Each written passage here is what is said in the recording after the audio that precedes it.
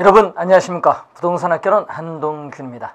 자, 이번 시간은 부동산 개발에 관련된 내용을 살펴볼 차례입니다. 자, 여러분 교재 216쪽이 되겠죠. 자, 이 부동산 개발이라는 얘기죠. 이 부동산은 공간이기 때문에 이 부동산 개발은 공간 개발입니다.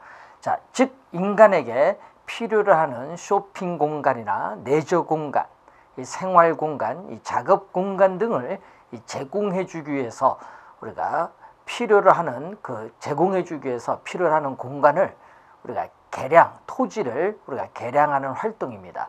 즉 이 사회적 여러 가지 측면에서의 수요와 또 부동산을 둘러싼 환경의 변화에 따라서 토지의 최유효 이용을 우리가 위한 이 시장에 있어서의 적응 과정을 우리는 부동산 개발이라고 합니다. 자, 그 개념이 여러분 교재에 나와 있는데 한번 잘 확인을 해 보시기 바라고, 이 부동산 개발의 주체를 보면은 이 국가, 지방자치단체, 이 공사 부문에 한 개발은 공공부문에 한 우리가 주체의 개발 활동을 말하고, 이 토지 소유자 개인이나 조합 또 주택 건설 사업자에 한 개발은 우리가 제2 섹터라고 하죠. 이 사적 부문 주체한 개발 활동을 말하고, 이 토지는 국가가 토지를 제공하고 민간의 자금을 조달해서 민관 공동으로 개발하는 사업을 제3섹터라고 합니다. 자, 제3섹터에 관련된 그러한 내용이죠. 자, 그러면은 이 부동산 개발에 있어서의 과정을 보게 되면은 이 월포드, 자, 이 월포드에 있어서의 부동산 개발에 있어서의 과정, 또 위험과 타당성 분석이 또 우리가 시험 문제에 자주 출제가 되는 범위죠. 그래서 여러분이 시험 문제에 자주 출제되기 때문에 잘 또 확인을 해 두셔야 될 부분입니다.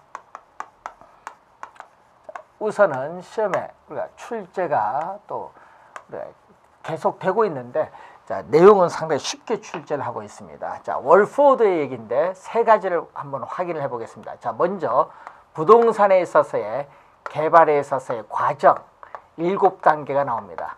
자, 이 개발의 과정 첫 번째 단계가 구상 아이디어 단계입니다.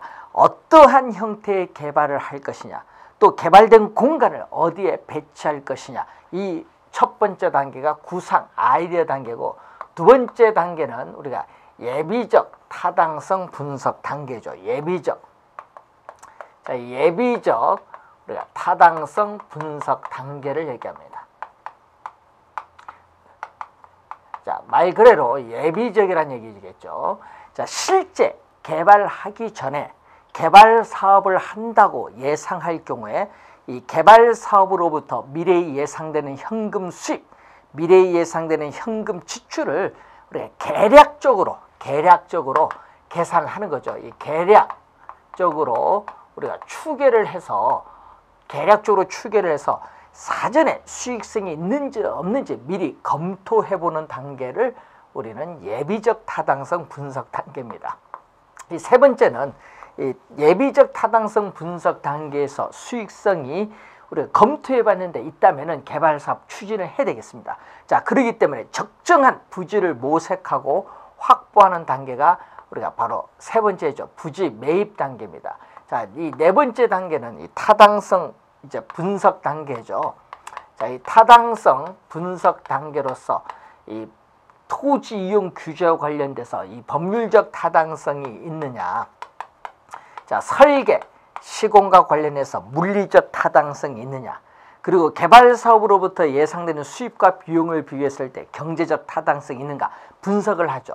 자, 이때 이 세 가지 타당성 분석 중 경제적 타당성 분석이 가장 중요하고요. 이 타당성 분석에 있어서의 결과가 비록 동일하다고 할지라도 그 개발 사업을 채택할 수도 있고 채택하지 않을 수도 있습니다. 왜냐하면은 이 개발업자에 따라 그 개발 사업에 대해서 요구하는 수익률이 서로 다를 수 있기 때문에 그렇죠. 그렇기 때문에 그 개발 사업이 타당성이 있다 없다 말하기가 곤란하다, 그런 내용이 되겠습니다.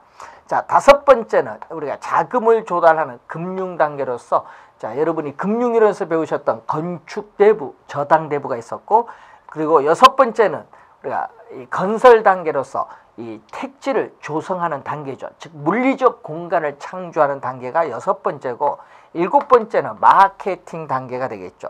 자, 개발 사업이 성공했느냐 실패했느냐 여부는 그 개발 사업에 있어서의 시장성 여부에 달려 있죠. 이 시장성이라는 것은 개발 공간이 매매 또는 임대될 수 있는 능력을 보는 건데, 이 시장성이 있으면 개발 사업에 성공한 거고 시장성이 없다면 개발 사업 실패한 거죠. 그래서 이 개발 사업에 있어서 시장성 여부에 달려 있는데, 이 개발 공간에 있어서의 우리가 마케팅에는 매도, 임대의 두 가지가 있습니다. 그래서 이 마케팅 단계에서 개발 사업 초기에서부터 우리가 임대 활동이 이루어지는 것이 바람직하겠죠. 왜냐, 공실률이 없이 우리가 초기에 점유율을 높인다는 것은 이 개발 사업에 있어서의 성공적인 수행을 위해서 상당히 중요하기 때문에 이 개발 사업 초기 단계에서부터 임대 활동이 이루어진다는 그런 내용인데, 자, 마케팅 단계도 한번 시험에 출제를 했는데, 특히 이 2번째와 4번째, 7번째가 시험 지문에 많이 출제가 되고 있기 때문에 좀 주의를 해 두시기 바라고, 자, 이 월포드에 따르는 부동산 개발의 위험이 2번째가 나오죠. 자, 이 부동산 우리가 이 개발에 있어서의 위험을 보게 되면은 월포드는 크게 우리가 3가지로 보고 있죠. 이 법률적 위험, 이 법적 위험을 보고 있고, 또 시장 위험을 또 우리가 보고 있고, 그리고 비용 위험, 이렇게 3가지로 우리가 나눠 볼 수 있습니다. 자, 이 법적 위험을 보게 되면은 이 말 그대로 우리가 부동산을 둘러싸고 있는 법적 환경의 변화로 인해서 발생하는 위험입니다.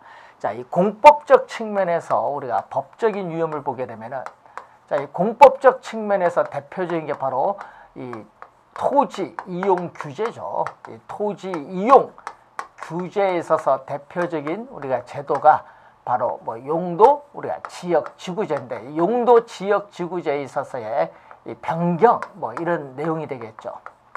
자, 그리고 사법적 측면에서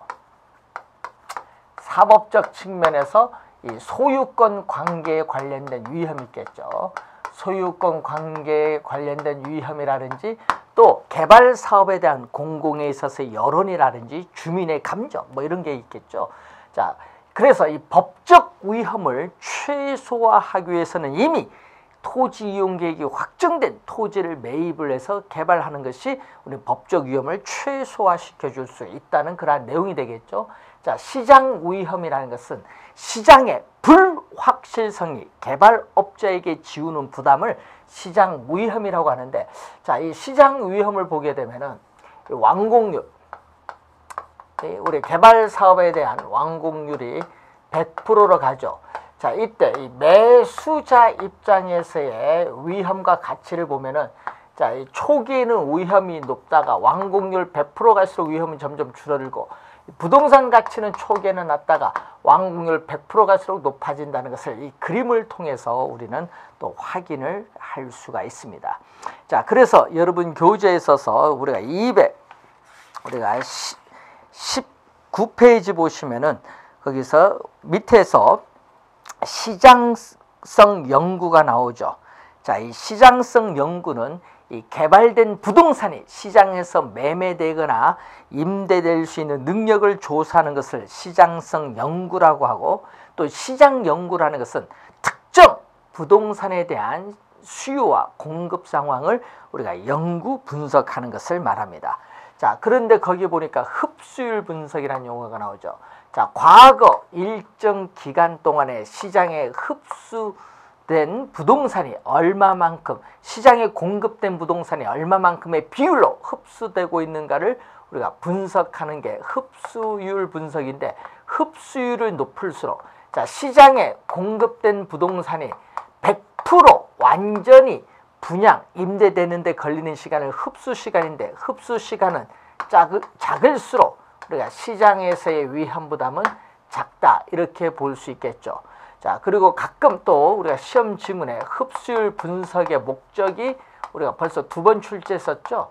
자, 흡수율 분석의 목적은 우리가 과거 또는 현재에 있어서의 시장의 추세를 정확하게 파악을 하여 이것을 토대로 해서 미래의 흡수율을 예측하는 데 목적이 있다.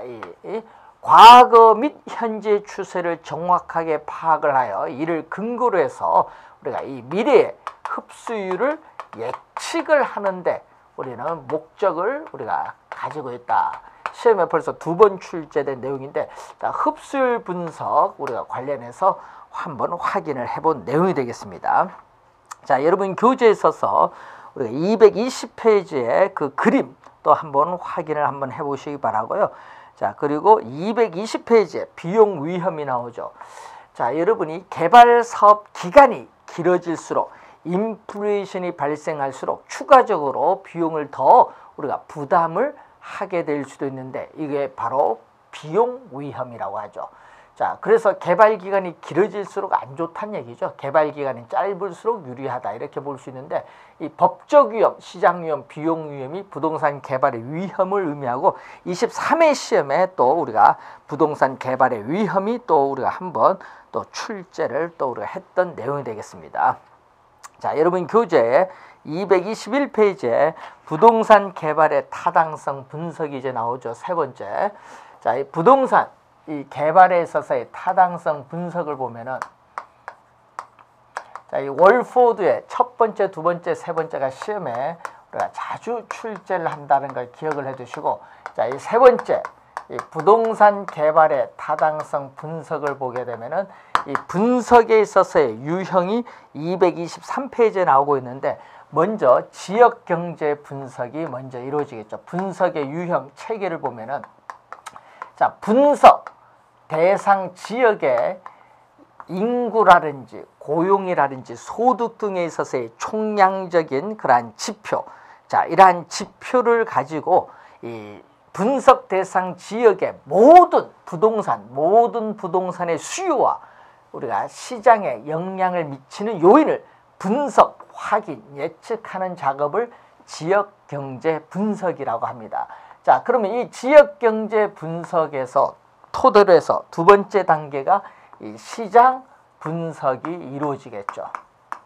자, 두 번째가 이 시장 분석이 이루어지는 단계인데, 시장 분석은 특정입니다. 여기는 우리가 모든 부동산이 아니라 이 특정 유형이 있죠. 특정 유형에 대한 부동산에 대한 수요와 공급 상황을 연구 분석해서 이 전반적인 가격 수준과 이 가격 수준의 동태적인 경로를 분석하는 작업을 시장 분석이죠.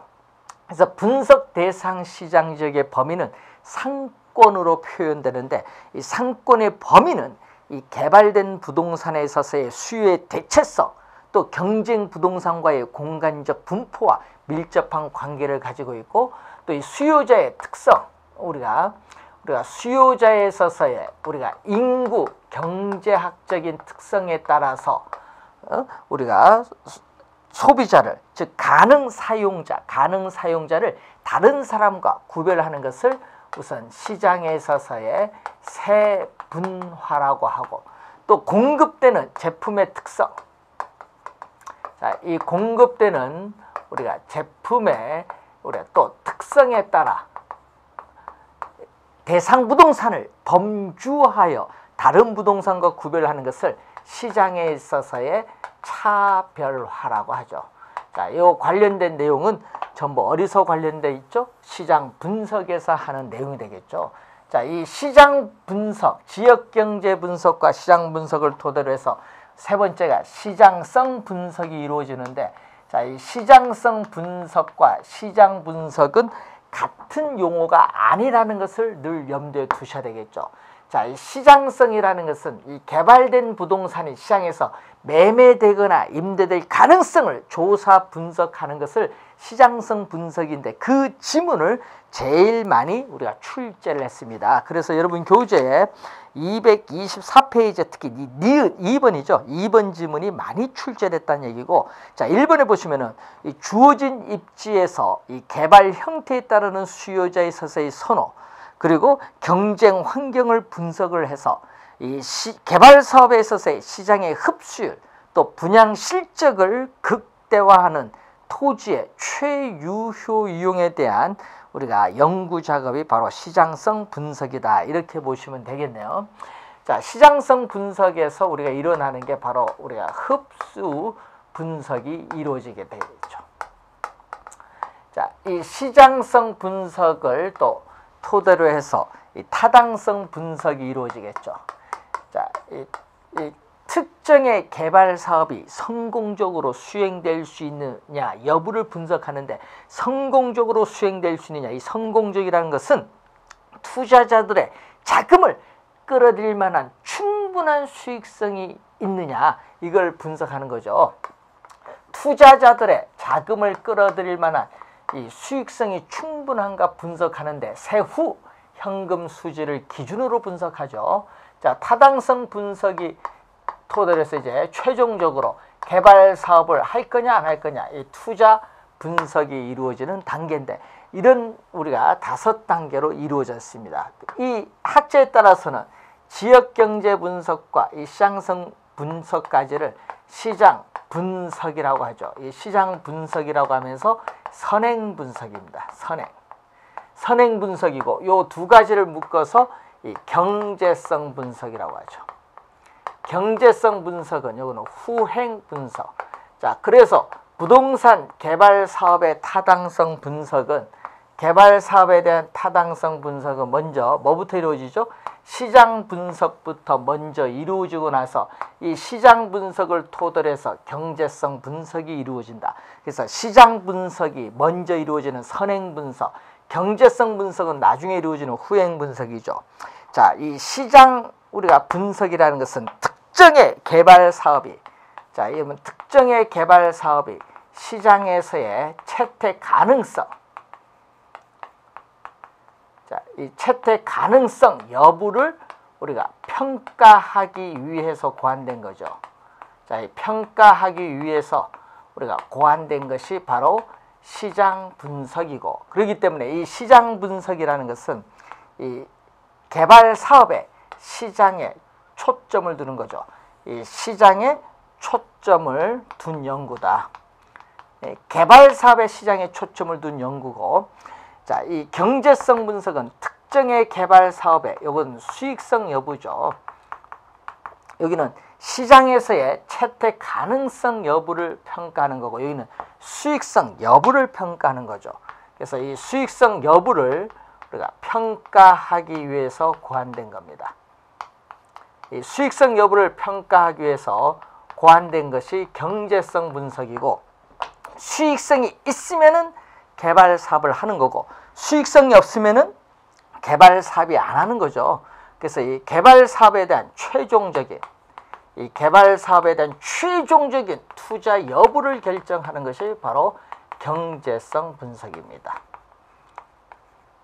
자, 그렇기 때문에 경제성 분석은 개발업자의 결정, 그거는 개발업자의 개발할 거냐 안 할 거냐, 이 결정의 초점, 이 개발업자의 결정에 초점을 둔 연구라면은 시장 분석은 개발 사업의 시장에 초점을 둔 연구를 말하죠.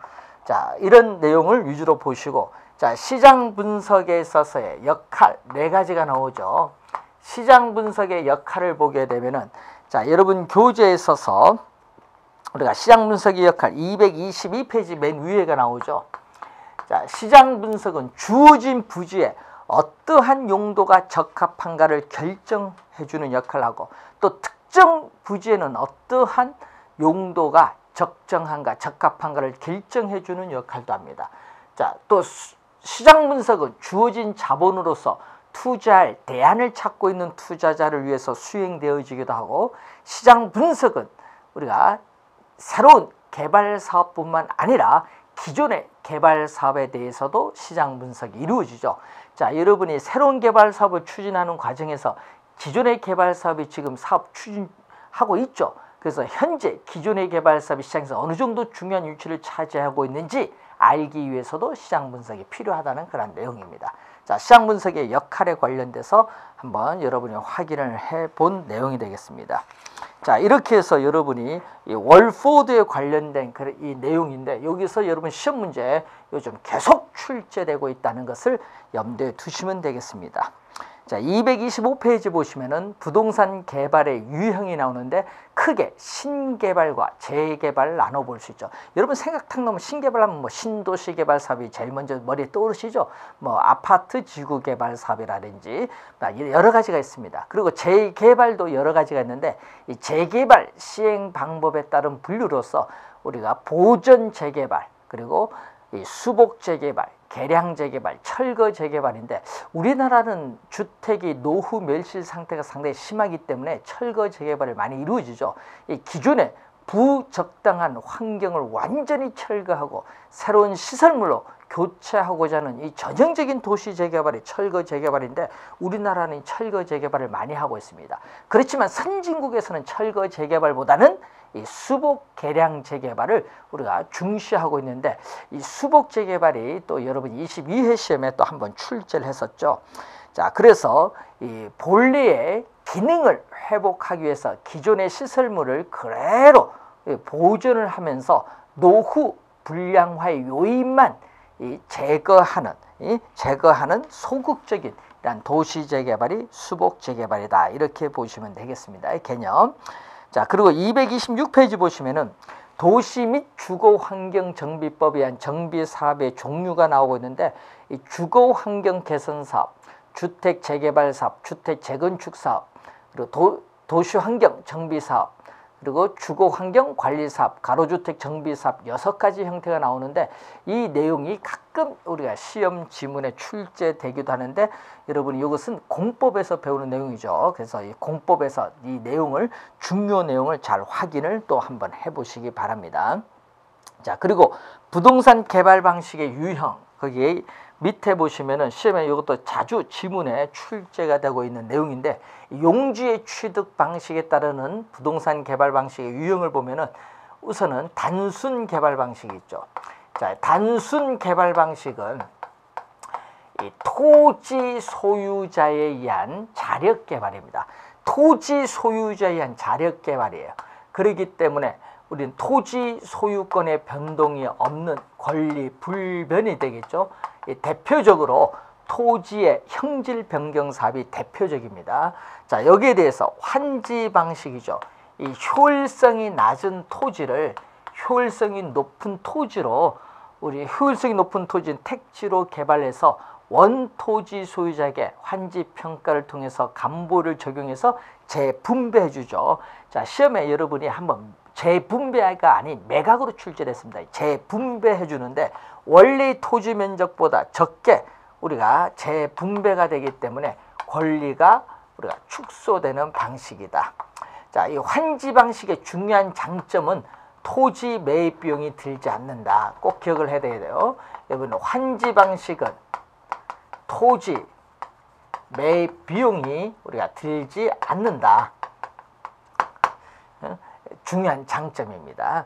자, 이 환지 방식 우리가 또 한번 출제를 했었고, 또 매수 방식 또는 수용 방식이라고 하죠. 매수 방식, 수용 방식.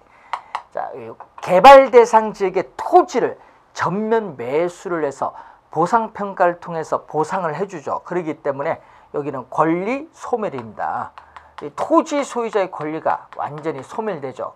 그렇기 때문에 이 매수 방식이야말로 토지 소유자에 대한 사적 권리에 대한 침해가 가장 큰 방식이 매수, 수용 방식이다. 이렇게 보시면 되겠죠. 자, 그리고 혼용 방식이 있습니다. 자, 이 혼합 또는 혼용 방식이라고 하는데 우리가 혼용 방식은 환지 방식과 매수 방식을 혼합하여 개발하는 방식을 말하겠죠. 시험에는 특히 이 세 가지를 자주 우리가 지문에 출제하고 있다. 이렇게 보시면 되겠습니다. 그리고 여러분이 합동 신탁 이것은 뒤에 민간 개발 방식에서 좀 더 우리가 자세히 설명하기로 하고요. 우선은 이 기본적 용지 취득 방식에 따른 분류에서 환지 방식, 매수 수용 방식, 혼합 방식이 가끔 우리가 지문에 출제된다. 이렇게 보시면 되겠죠. 자, 그리고 부동산 개발 주체에 따라서 공영 개발과 우리가 민간에 있어서의 개발 방식으로 이렇게 나눠볼 수 있습니다. 이 공영 개발과 민간 개발 방식으로 개발 주체에 따라 나누어 보는데, 이 공영 개발은 무슨 방식이죠? 수용 방식이겠죠. 자, 이 택지 개발 촉진법에 근거해서 우리는 대규모 개발 사업에 이용되어 온 게 바로 공영 개발인데, 이 수용 방식에 의해서 나타나는 게 이 공영 개발이죠. 자, 그러면은 이 공영 개발은 정부가 부동산 시장에 직접 개입을 하여 개발하는 방식이다, 이렇게 보시면 되겠고, 그래서 이 공영 개발의 이 장단점이 또 시험 지문에 자주 또 출제를 하죠. 이 장단점 잘 확인을 해 두셔야 됩니다. 자, 공영 개발의 장점은 우선은 어떻게 돼? 정부가 토지를 수용해서 개발합니다. 그래서 주거용, 상업용, 공업용, 공공용으로 구획을 해서 매각을 하죠. 그렇기 때문에 이 계획적인 토지 이용이 가능합니다. 그래서 토지 이용의 효율성을 높일 수 있는 장점을 가지고 있고, 그리고 우리가 저렴하게 토지를 수용해서 택지를 조성해서 비싼 가격으로 민간에 매각하기 때문에 이 개발 이익을 사회적으로 환수, 개발 대상 지역의 개발 이익을 사회적으로 환수할 수 있는 장점을 가지고, 또 환지 방식에 비해서 공공용지를 보다 쉽게 확보할 수 있는 그러한 장점을 가지고 있다. 그게 바로 뭐죠? 우리가 공영 개발에 있어서의 우리가 장점이죠. 그래서 또 택지의 대량 공급이 가능하다는 장점이 있지만, 단점은 토지를 수용당한 토지 소유자 입장에서는 보상액이 적다 보니까 토지 사업 시행자와 토지 소유자의 갈등, 우리가 민원이 발생할 가능성이 많다는 단점이 있고, 또 용지 보상비를 한꺼번에 지출하기 때문에 통화량이 팽창되죠. 그래서 인플레이션이 발생할 우려가 있고, 또 이 토지를 수용 당한 사람은 인근 지역에 토지를 또 매입을 하죠. 이 대투를 해야 되기 때문에 인근 지역의 집가를 앙등시킬 우려가 있습니다. 또 개발사업 시행자에 있어서의 초기 토지 매입 비용 보상을 해줘야 되니까 초기에 있어서의 사업비 부담이 높다. 사업비 부담 지출이 사업비 부담이 높다는 단점이 있습니다. 자, 그런 형태의 단점 우리가 한번 잘 확인을 해보셔야 되겠죠. 자, 우선은 이 장단점에서 우선 시험을 많이 출제하고 있다, 이렇게 보시면 되겠고, 특히 이 민간 개발 방식에서 우리가 자주 또 출제되는데, 이 개발 방식이 여러분이 출제를 자주 하기 때문에 여러분 24회 시험에도 출제했지만 올해도 좀 중요하거든요. 그래서 올해 좀 또 확인을, 이쪽 부분을 약간 신경을 써서 또 확인을 해 두셔야 될 부분이네요. 공영 개발과 민간 개발 방식에서 이 민간 개발 방식, 이 민간이 주체가 되어서 우리가 개발하는 방식이 이제 나오는데, 자, 이 민간 개발 방식에서 여러분이 자체 개발 방식, 자체 개발 방식, 우리가 지주, 우리가 공동사업이 있고, 그리고 토지 신탁 개발 방식이 있죠. 자, 토지 신탁 개발 방식이 있고, 이 컨소시엄 구성 방식이 있습니다. 컨소시엄을 구성해서 개발하는 방식이 있는데, 자, 여기서 여러분이 이 자체 개발 방식 하나만 이번 시간 한번 보겠습니다. 자체는 토지 소유자가 우리가 본인이 직접 우리가 개발하는 방식이죠. 자, 그렇기 때문에 토지 소유자가 토지를 소유하고 있어요. 그래서 토지 소유자가 토지를 소유하고 있는데, 또 개발 사업에 필요한 자금도 토지 소유자가 조달을 해요. 이 자금 조달 주체도 토지 소유자고, 또 개발 사업 어떻게 할 거냐, 개발 사업을 이 기획하고 수행하는 것도 누구? 우리가 토지 소유자입니다. 개발 사업 또 시행의 주체, 이 시행의 주체도 토지 소유자고, 개발 사업의 결과 발생하는 이익도 토지 소유자에게 귀속됩니다. 자, 개발 사업의 결과 이익이 토지 소유자에게 귀속된다는 장점이 있고, 또 토지 소유자가 사업 시행 주체이기 때문에 개발 사업 수행의 속도 빠르다. 이것도 장점이 되겠죠. 자, 단점은 개발 사업에 필요한 자금 조달의 부담이 높고, 또 개발 사업에 대한 위험 관리 능력이 요구된다는 그러한 우리가 단점은 가지고 있습니다. 자, 이 규모가 작은 개발 사업을 할 때는 이 자체 개발 방식이 이루어지죠. 자, 자체 개발 방식에 관련된 사항을 배우셨고, 우리가 지주 공동 사업, 토지 소유자와 개발업자 간에 공동으로 개발 사업을 시행하는 사업인데, 이 지주 공동 사업 토지 신탁 개발 방식 컨소시엄 구성 방식에 대한 이 전반적인 내용은 우리가 다음 시간에 좀 더 자세하게 이쪽 부분을 설명하고, 그리고 부동산 관리단원으로 넘어가도록 하겠습니다. 자, 여러분이 오늘 배우신 이론 가장 중요한 게 뭐죠? 월포드의 우리가 부동산 개발에 있어서의 위험과 개발의 타당성 분석, 또 개발 과정 7단계 있죠. 이 순서 반드시 중요 부분 잘 확인해 두시고, 시험에 우리가 최근에 계속 출제되고 있습니다. 잘 정리해 두시기 바랍니다. 자, 다음 시간에 뵙도록 하겠습니다. 수고 많으셨습니다.